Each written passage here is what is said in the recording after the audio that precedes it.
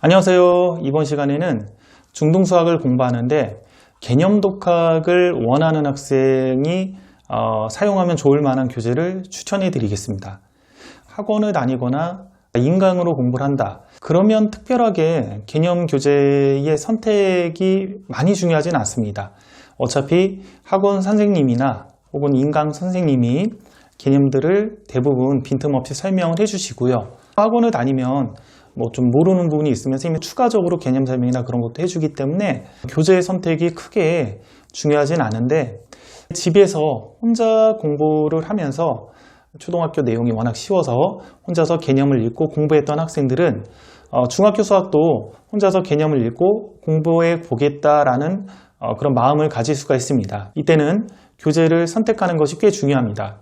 이런 아이들한테 여러 가지 교재를 가지고 개념 독학하는 거를 시켜봤습니다. 첫 번째, 교과서를 가지고 시켜봤는데요. 교과서를 가지고 개념 독학을 시키면 굉장히 아이들이 잘 이해하고 쉬워합니다. 근데 문제는 뭐냐면, 교과서를 가지고 개념 독학을 하게 되면 굉장히 빠른 속도로 교과서 한 권을 아이들이 혼자서 끝내긴 끝내는데, 이후에 이제 시중 문제집이나 그런 거 풀리면 거의 못 푸는 문제가 많아요. 아이들에게 물어보면, 야, 교과서로 개념 정리를 혼자 다 이렇게 한번 했는데 왜 문제집 문제를 못 푸니? 이렇게 물어보면 교과서에 없는 유형이 너무 많고 교과서에 안 나와 있는 내용이 많아서 어떻게 접근해야 될지를 모른다라는 말을 많이 해요. 자, 그래서 교과서를 가지고 개념 독학을 하게 되면 교과서 자체를 독학하는 건 쉽지만 이후에 추가적인 개념 독학 교재를 한 권 더 해야 되는 그런 문제점이 생기는 거죠. 두 번째, 제가 추천한 교재 중에 숨마쿰 라우데라는 책이 있습니다.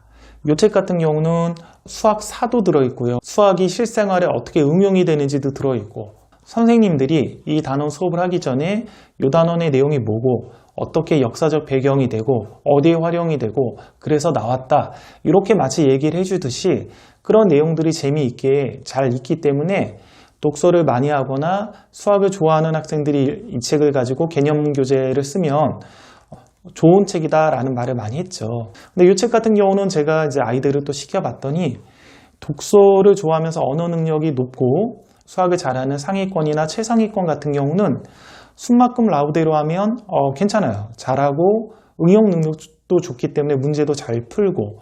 자, 문제는 뭐냐면 중하위권 학생들 같은 경우는 숨마쿰으로 시키게 되면 숨마쿰 자체가 내용은 많은데 문제를 풀 때 필요한 개념이 잘 정리되어 있지가 않아요. 그러니까 뭔가 좀 섬세한 개념들이 빠져 있어요. 예를 들면 원가, 할인가 이런 문제가 있다. 그러면 보통 다른 개념서에서는 원가, 할인가를 어떻게 접근하는지 그런 내용들이 있는데 숨마쿰을 이렇게 찾아보면 그런 내용들이 없을 때가 있어요. 그럼 아이들 입장에서는 이 부분이 없으니까 이거를 누군가 또 설명을 해줘야 되죠. 그럼 혼자 개념 독학을 하는 아이들은 힘들잖아요. 누구 질문하거나 이 개념을 가르쳐줄 사람이 없으니까. 그래서 숨마쿰은 내용도 많고 양도 많지만 이런 섬세한 어떤 세분화된 개념들에 대한 소개는 좀 부족하다. 만약에 숨마쿰을 꼭 쓰고 싶다면 두 권 구조로 나가는 게 좀 괜찮겠죠. 그래서 라이트센이나 RPM, 그 다음 센수학 그런 거를 같이 병행을 해서 혹은 숨마쿰 개념이랑 개념 예제들을 푼 다음에 라이트센이나 그런 유형별 교재를 가지고 거기에 부족했던 유형들을 또 한번 다시 학습을 하고, 그 다음 숨마쿰 뒤에 있는 어떤 연습 문제나 그런 거를 풀게 하면 그러면 좀 극복이 될 가능성은 높습니다. 그냥 바로 숨마쿰 하고 예제 유제까지는 아이들이 쭉 푸는데 뒤에 연습 문제 풀다 보면 숨마쿰이 없는 그 유형들이 나와서 보통 대부분 질문하게 될 거예요. 그러면 그 부분에 대해서 이제 개념 설명을 누군가 해주지 않으면 혼자 하기 힘든 거죠. 중하위권 같은 경우는. 자, 그래서 숨마쿰 같은 경우는 개념 교재 한 권으로는 수업하긴 힘들다. 중하위권 같은 경우는 숨마쿰과 라이트센 교재 같은 걸 병행해서 숨마쿰으로 개념과 개념 예제 유제 정도를 좀 풀고, 그 다음에 라이트센으로 그 단원에 대한 섬세한 그런 유형들을 다시 한번 정리한 후, 그 다음 숨마쿰 연습 문제를 풀어야 좀 원활하게 좀 학습이 될 것 같다. 자, 그 다음에 여러 가지 개념 교재 있잖아요. 체크라든지 개념 플러스 유형이라든지 투탑이라든지 여러 가지 개념 교재들이 있는데, 이런 개념 교재들을 그냥 개념 독학의 형태, 아이들이 개념을 읽고 푸는 형태로 하면 조금 적합하진 않습니다. 왜냐하면 대부분의 개념 교재들이 중등부는 예제에 대한 풀이가 없어요, 밑에. 그러면 이제 처음 자기가 혼자서 스스로 하는 애들은 예제를 못 풀 수가 있거든요.